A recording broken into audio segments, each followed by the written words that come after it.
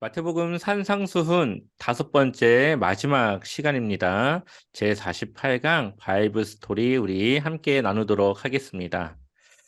다들 잘 알고 있겠지만 황금률이라는 말 들어보셨죠? 마태복음 7장 12절의 말씀인데요. 우리 한번 같이 읽어보겠습니다. 함께 읽겠습니다. 그러므로 그러므로 무엇이든지 무엇이든지 남에게 남에게 대접을 대접을 받고자 받고자 하는 하는 대로 대로 너희도 너희도 남을 남을 대접하라. 대접하라. 이것이 이것이 율법이요 율법이요 선지자니라. 선지자니라. 아멘. 아멘. 우리가 이전에 우리가 함께 보았던 산상수훈의 말씀들, 더 나은 의, 서기관과 율법사들보다 더 나은 의를 요구하셨던 예수님의 그 산상수훈의 말씀을 한마디로 요약한다면 바로 이 말씀으로 요약할 수가 있습니다. 우리 한번 또 읽어볼까요? 마태복음 5장 17절 말씀 함께 읽어보겠습니다. 내가 내가 율법이나 율법이나 선지자를 선지자를 폐하러 폐하러 온 온 줄로 줄로 생각하지 생각하지 말라. 말라. 폐하러 폐하러 온 온 것이 것이 아니요 아니요 완전하게 완전하게 하려 하려 함이라. 함이라. 아멘. 여기서도 율법이나 선지자라는 말을 하고 있죠. 똑같이 7장 12절에서도 율법이요 선지자라고 말하고 있습니다. 그러니까 마태복음 5장 17절에서부터 7장 12절 그 사이에 있는 말씀들을 7장 12절이 결론을 지으면서 요약을 하고 있습니다. 여기서 우리에게 원하는 것은 무엇입니까? 남에게 대접을 받고자 하는 대로 우리도 남을 대접해야 된다라는 말씀을 담고 있습니다. 이 말은 예전에 예수님 말씀하시기 이전에도 많이 쓰였던 그런 형식의 말들이에요.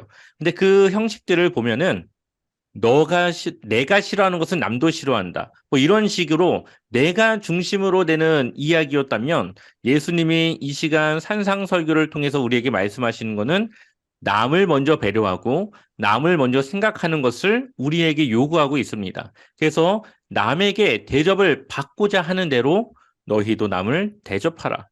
내가 대접을 받고 싶은 대로 남에게 하라는 것이 아니라 남에게 대접을 받고자 하는 대로, 남에게 대접받고자 하는 대로 남을 대접하라고 말하고 있죠. 그래서 상대방을 먼저 생각하는 그 말씀을 우리에게 주고 있습니다. 그러나 여기서 우리가 한 가지 중요하게 보아야 할 것은 우리가 남을 대접하지만 반드시 그 사람이 우리에게 똑같이 대한다라는 것에 대한 약속의 말씀을 주시는 것은 아닙니다. 특별히 여기서 우리가 또 한 가지 주의해야 될 것은 이것을 우리가 계산적으로 생각하면 안 됩니다. 내가 이 사람한테 이렇게 이야기했으니까, 이렇게 대접했으니까 동일하게 나도 이러한 대접을 받을 수 있겠지라고 하는 계산이 아니라 지금 예수님께서는 우리가 나아가야 될 방향, 우리가 실천해야 될 방향을 제시해 주고 있는 것이죠. 그래서 내가 먼저 대접을 받기 전에 남을 먼저 대접하고 상대방을 먼저 배려하고 상대방의 편에서 상대방을 먼저 생각하는 그러한 사람의 삶이 바로 주님이 원하시는 제자의 삶, 하나님의 나라를 소유한 하나님의 백성의 삶이라고 우리에게 말하고 있는 것이죠. 근데 이것이 우리에게 쉬운 일입니까? 쉽지 않은 일이죠. 그러니 이 산상수훈의 말씀은 우리의 힘으로 할 수 있는 것이 아니라 반드시 하나님의 통치, 하나님의 능력, 하나님의 말씀에 우리가 순종할 때에 할 수 있는 일임을 우리에게 말씀하고 있습니다. 그 이후에 나오는 모든 말씀들이 바로 그것을 우리에게 전하고 있습니다. 한번 우리 좁은 문과 넓은 문에 대한 말씀입니다. 그리스도인들은 어느 문으로 들어가야 됩니까? 좁은 문으로 들어가야 하죠. 넓은 문은 들어가기도 쉽고 가는 길도 편하지만 멸망으로 인도하는 길이고요. 좁은 문은 험난하지만 그 길은 생명에 이르는 문이기 때문에 그리스도인들은 또한 영생을 얻기 위해 구원의 길을 원하는 사람들은 좁은 문을 택해야 된다 말씀하고 있습니다. 우리 한번 13절, 14절 말씀을 같이 읽어볼게요. 함께 읽겠습니다. 좁은 좁은 문으로 문으로 들어가라. 들어가라. 멸망으로 멸망으로 인도하는 문은 인도하는 문은 크고 그 크고 길이 그 길이 넓어 넓어 그리로 그리로 들어가는 자가 들어가는 자가 많고 많고 생명으로 생명으로 인도하는 인도하는 문은 문은 좁고 길이 좁고 길이 협착하여 협착하여 찾는 찾는 자가 자가 적음이라. 적음이라. 아멘. 아멘. 여기선 두 가지를 비교하고 있죠. 좁은 문과 넓은 문. 좁은 문으로 들어가야 되는 이유는 멸망으로 인도하는 문이 어떻습니까? 크고 그 길이 넓어 그 길로 들어가는 자가 많고 멸망으로 가는 길은 사람들이 딱 보면 아는 길이에요. 사람들이 너무나도 가기 편하고 자기 생각과 잘 맞고 세상 살아가는데 큰 문제 없이 가는 길입니다. 그러나 14절에서 말하는 생명으로 인도하는 문은 어떻습니까? 좁고 길이 협착하여 찾는 자가 적음이라. 생명으로 인도하는 문은 찾아야 되는 문이에요.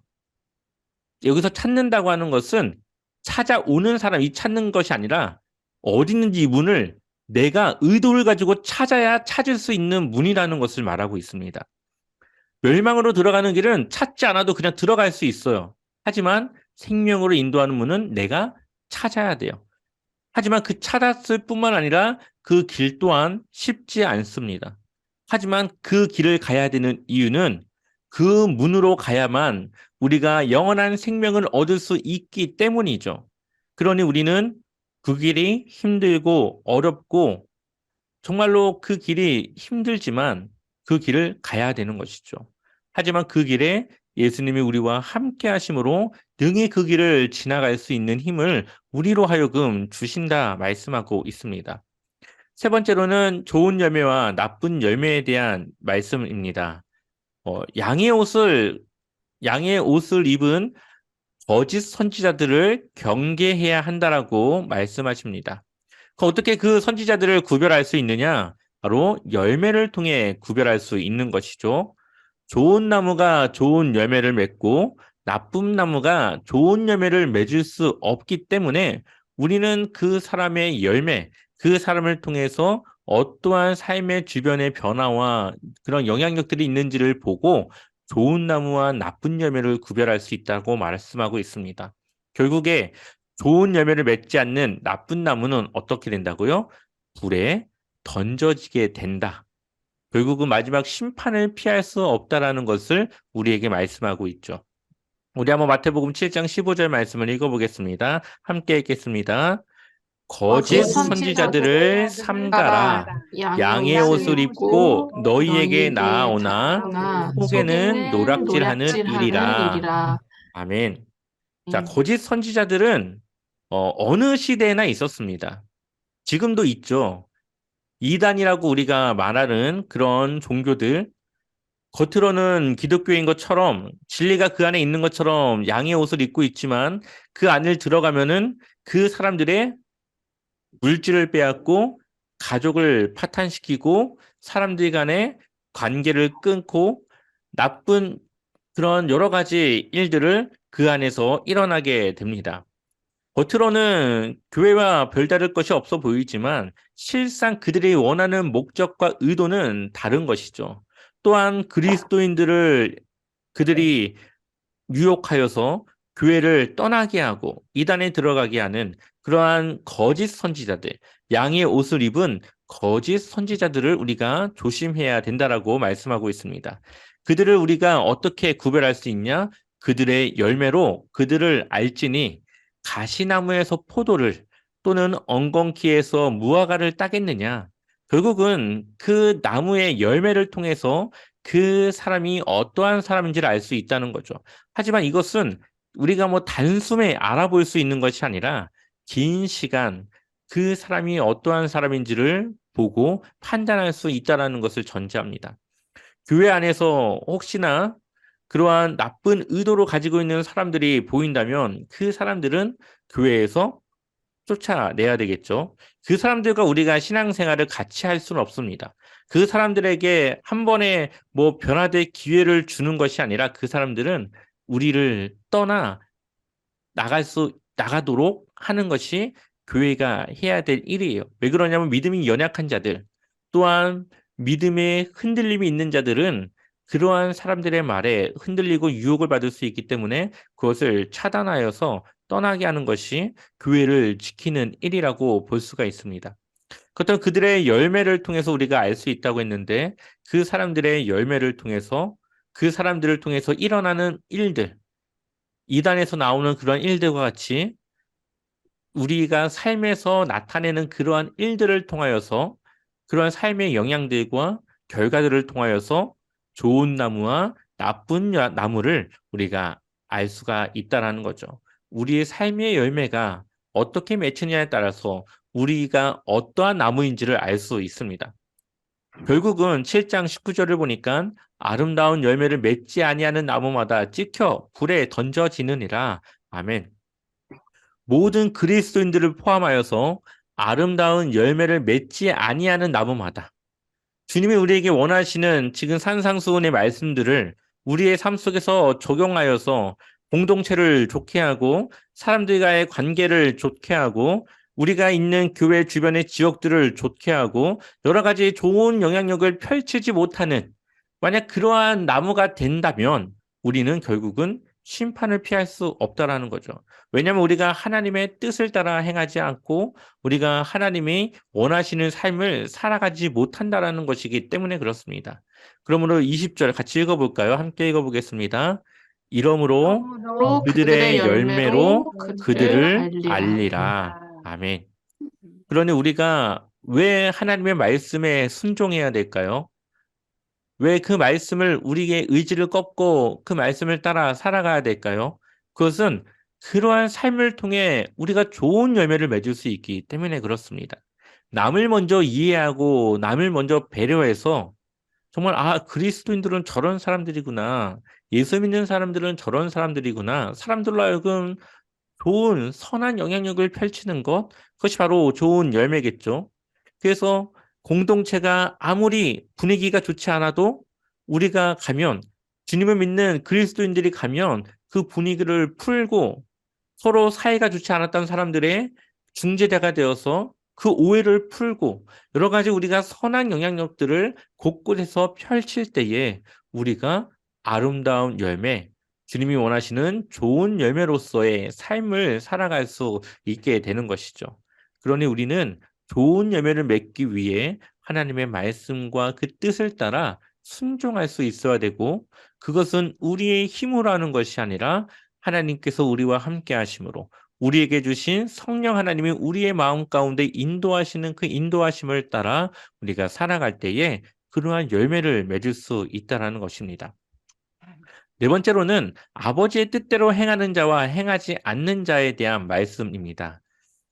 주여 주여 하는 모든 자가 천국에 들어가는 것이 아니라고 말씀하십니다. 참 의외의 말씀입니다. 하나님의 뜻대로 행하는 자가 천국에 들어간다고 말씀하십니다. 그러면서 주여 주여 외치면서 많은 능력을 펼치지만 결국 하나님은 그들을 알지 못한다. 불법을 행하는 자들아 떠나가라라며 말씀하시게 되는 것이죠. 21절의 말씀 먼저 읽어볼까요? 함께 읽겠습니다. 나더러 주여 주여 하는 자마다 다 천국에 들어갈 것이 아니요 다만 하늘에 계신 내 아버지의 뜻대로 행하는 자라야 들어가리라. 아멘. 우리가 앞서 보았던 거짓 선지자들은 자신들이 하나님 앞에 불법을 행하고 구원받지 못한 자들이라는 것을 알고 있습니다. 의도를 가지고 그렇게 하는 거기 때문에 그렇죠.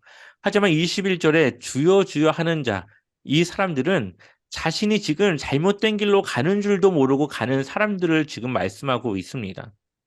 주님의 이름을 부르며 신앙을 고백하며 그렇게 살아가지만 그들이 천국에 들어가지 못하는 이유는 그들의 삶이 자신은 하나님을 위해 살아간다 했지만 결국은 하나님의 뜻대로 살아가지 않았기 때문에 그렇습니다. 하나님 중심의 삶이 아니라 내 중심의 삶으로 살아가니까 내 입술로는 주님을 신앙으로 고백하지만 결국은 내 삶은 그렇지 못한 이중적인 모습으로 살아가게 되는 것이죠. 결국은 하나님께 버림받는 그러한 결과를 우리에게 말씀하고 있습니다. 참으로 우리가 주의해야 되는 것이죠. 22절에 보니까 그 사람들이 어떤 사람들이냐? 그날에 많은 사람이 나더러 이르되 주여 주여 우리가 주의 이름으로 선지자 노릇하며 예언을 했다는 것이죠. 주의 이름으로 귀신을 쫓아내며 이것은 예수님도 행했던 일이었습니다.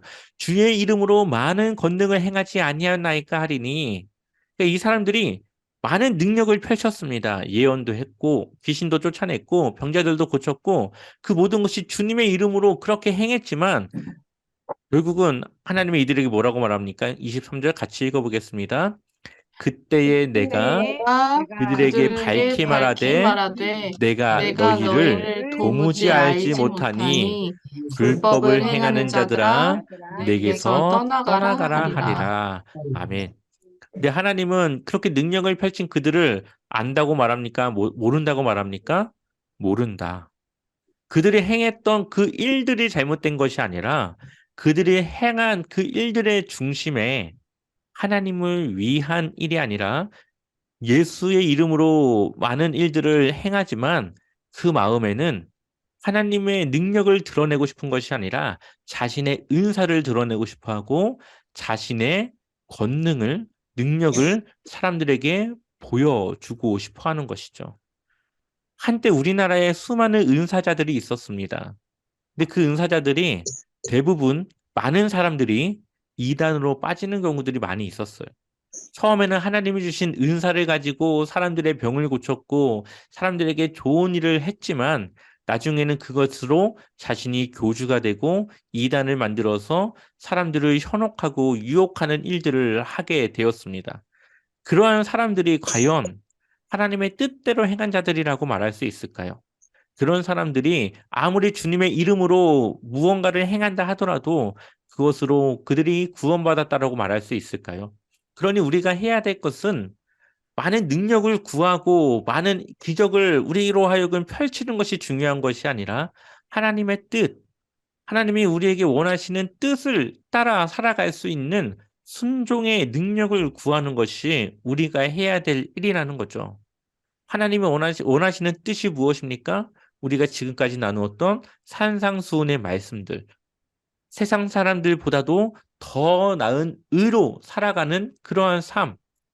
너희가 이렇게 들었지만 나는 너희에게 이렇게 말한다 하면서 우리에게 오른뺨을 맞으면 왼뺨도 돌려대고 많은 사람 원수까지도 사랑해야 되고 1마일을 가져가면은 2마일을 더 가고 겉옷을 달라는 자에게 속옷까지 주고 이것이 바로 주님이 우리에게 원하시는 삶 아닙니까? 그것이 바로 우리에게 원하시는 뜻인데 그러한 뜻에 우리가 순종할 수 있는 능력을 구하는 것이 우리가 해야 될 일이라는 거죠.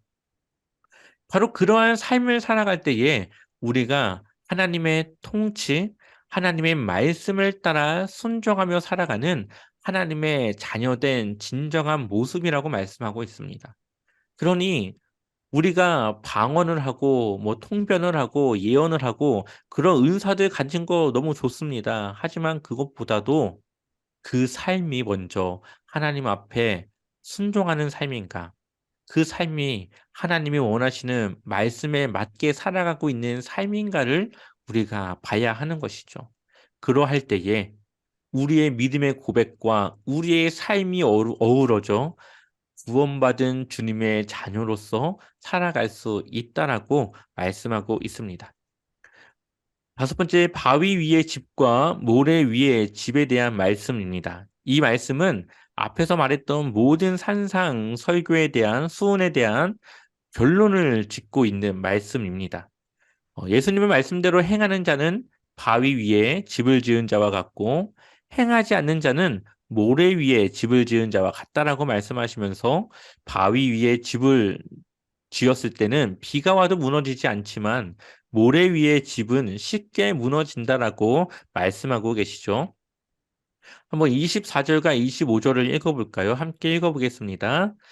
그러므로 그러므로 누구든지 누구든지 나의 나의 이 말을 말을 듣고 듣고 행하는 행하는 자는 자는 그 그 집을 집을 반석 반석 위에 위에 지은 지은 지혜로운 지혜로운 사람 사람 같으리니 같으리니 비가 비가 내리고 내리고 창수가 나고 나고 바람이 바람이 불어 불어 그 그 집에 집에 부딪히되 부딪히되 무너지지 무너지지 않으니 아니하나니 이는 이는 주를 부추를 반석 반석 위에 위에 놓은 까닭이요. 아멘. 예수님께서 지금 이전에 말씀하신 모든 말씀들을 듣고 행하는 자는 어떤 사람이라고요?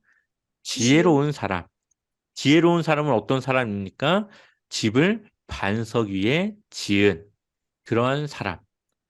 우리가 듣고 행하는 자는 그 집을 반석 위에 지은 지혜로운 사람과 같다라고 말씀하고 있습니다.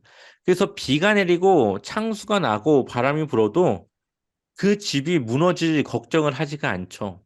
이스라엘은 어떤 지역이냐면요. 건기 때는 그냥 땅이지만 우기 때가 돼서 비가 내리기 시작하면 그냥 땅이었던 곳이 강이 되어 버립니다. 그러니 처음에는 그냥 그 땅 위에, 모래 위에 그냥 집을 지어서 잘 살고 있었는데 비가 내리면 어떻게 될까요? 강이 된 그 물결에 그 집이 다 쓸려 내려가 버리게 되는 거죠. 그러한 집을 바로 26절과 27절에서 말하고 있습니다. 한번 같이 읽어볼까요? 함께 읽어보겠습니다. 나의 이 말을 듣고 행하지 아니하는 자는 그 집을 모래 위에 지은 어리석은 사람 같으리니 비가 내리고 창수가 나고 바람이 불어 그 집에 부딪힘에 무너져 그 무너짐이 심하니라. 아멘. 듣긴 들었습니다. 말씀을. 근데 어떻게 하지 않았어요? 행하지 아니한 자. 그러니까 하나님의 말씀을 예수님 말씀을 듣고 알고는 있지만 그 들은 대로 살아가지 않는 행함이 없는 자에게는 어리석은 사람이라고 말하고 있습니다. 왜 그렇습니까? 쉽게 무너져 내리는 모래 위에 지은 어리석은 같다. 그래서 비가 내리고 창수가 나고 바람이 불면 그 집이 무너지는데 그 무너짐이 심하니라. 결국은 이것은 마지막 때를 말씀하고 있습니다.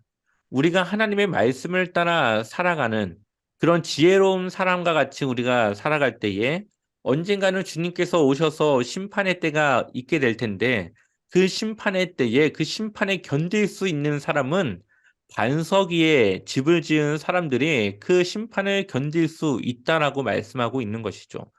결국은 우리가 하나님 앞에 심판할 때 그 심판 앞에서 남는 것은 하나님의 말씀을 따라 행한 우리의 행적이에요. 예수님을 믿고 따라가는 우리의 삶, 결국 우리의 삶이 하나님을 믿는 그 믿음으로 온전히 살아갔는가? 그것을 하나님께서 보신다라는 거죠. 우리가 입으로 고백할 뿐만 아니라 우리의 삶으로 살아갈 때에 하나님은 그 사람을 하나님의 자녀, 주님의 백성이라고 말씀하십니다. 그러니 우리가 하나님의 말씀을 듣고도 행하지 않는 것은 어리석은 사람입니다. 행하지 않는데 알고 있으니까 마치 그것을 행하는 것 같이 생각하는 사람들이 있습니다. 하지만 그 사람은 어리석은 사람이죠. 내 생각이 아니라 그냥 알고 있는 지식이 아니라 지혜로운, 알고 있지만 그것을 따라 살아가는 지혜로운 사람이 되어줘야 됨을 우리에게 말씀하시면서 하나님과 함께 하나님의 그 성령의 인도하심과 능력을 따라 하나님과 함께 동행할 때에 우리로선 할 수 없는 그 삶을 우리가 살아갈 수 있음을 말씀하고 있습니다. 마지막 결론입니다. 예수님의 가르침에 많은 무리가 놀랐습니다. 왜 그러냐면 예수님의 가르침은 서기관과 같지 않았기 때문이죠. 예수님의 가르침에는 권위가 있었습니다. 어떠한 말씀일까요? 28절을 보니까 예수께서 이 말씀을 마치심에 무리들이 그의 가르침에 심히 놀라니 산상설교를 처음 시작할 때 예수님 앞에 제자들이 앉았고 그 뒤에 수많은 무리들이 있었습니다. 예수님께서는 제자들에게 산상설교를 하셨지만 그 뒤에 있는 무리들은 그 이야기를 같이 듣고 있었다라는 거죠. 그 무리들이 그 가르침에 놀라게 되는데 그 놀라는 이유가 무엇입니까? 29절 같이 읽어보겠습니다. 이는 그 가르치시는 것이 권위 있는 자와 같고 그들의 서기관들과 같지 아니함일러라. 아멘. 서기관들과 율법사들과 바리새인들이 말하는 율법은 어디서부터 왔습니까? 구약에 있는 율법에서부터 온 거죠. 그 구약에 있는 율법을 그들은 더 잘 지키기 위해서 자신들 나름대로 세분화해서 여러 가지 조항들을 덧붙여서 그것들을 좀 더 자세히 지킬 수 있는 다른 것들을 또 만들었습니다. 그래서 그것을 토대로 율법을 지키는 것이었고 그것을 그들은 가르치는 자들이었어요. 그들의 권위는 구약에 있었습니다. 구약의 율법에 있었던 것이죠. 하지만 주님의 권위는 어디 있습니까? 말씀 위에 있는 것이죠. 구약에서 말씀하시는 율법에 예수님의 말씀을 더하여서 이전과 다른 더 나은 의를 우리에게 요구하시고 있는 그러한 예수님의 권위에 대해서 무리들이 놀랐다라고 말하고 있는 것입니다. 그러니 예수님의 권위는 말씀 위에 있고 그 말씀 위에 있는 예수님의 권위는 곧 하나님의 권위와 같은 것이었죠. 그러한 권위를 이들이 보고 놀랐다. 그러니 예수님의 권위는 서기관들과 같지 않았다라는 것을 우리에게 보여주고 있습니다. 그러므로 우리는 예수님의 그 말씀에 우리는 순종해야 되고 그 말씀을 따라 살아갈 때에 우리는 주님의 제자로서 그 삶을 올바로 살아갈 수 있음을 말씀하고 있습니다. 오늘 말씀은 우리에게 선택을 요구하고 있는 것이죠. 좋은 열매를 맺을 것인가, 나쁜 열매를 맺을 것인가. 또한 반석 위에 집을 지을 것인가, 모래 위에 집을 지을 것인가. 우리에게 선택을 요구하고 있습니다. 그 선택에 따라서 우리는 지혜로운 자가 될 수도 있고 어리석은 자가 될 수도 있습니다. 누군가는 주여 주여 외친 그 외침만 있는 신앙인이 될 수가 있고 누군가는 하나님 앞에 그 뜻을 행하여 그 삶을 인정받는 구원받은 백성으로 살아갈 수도 있을 겁니다. 우리의 삶에 늘 주님의 말씀을 통하여서 순종하고 주님의 뜻에 우리가 순종하여서 그 뜻을 행하는 그런 주님의 자녀, 주의 백성, 주의 제자가 되시기를 주님의 이름으로 간절히 축원합니다. 아멘. 다음 시간에는 기적으로 선포된 하늘나라라는 제목으로요. 10가지 기적의 사건들을 예수님이 펼치셨는데 그 말씀들에 대해서 함께 나누도록 하겠습니다.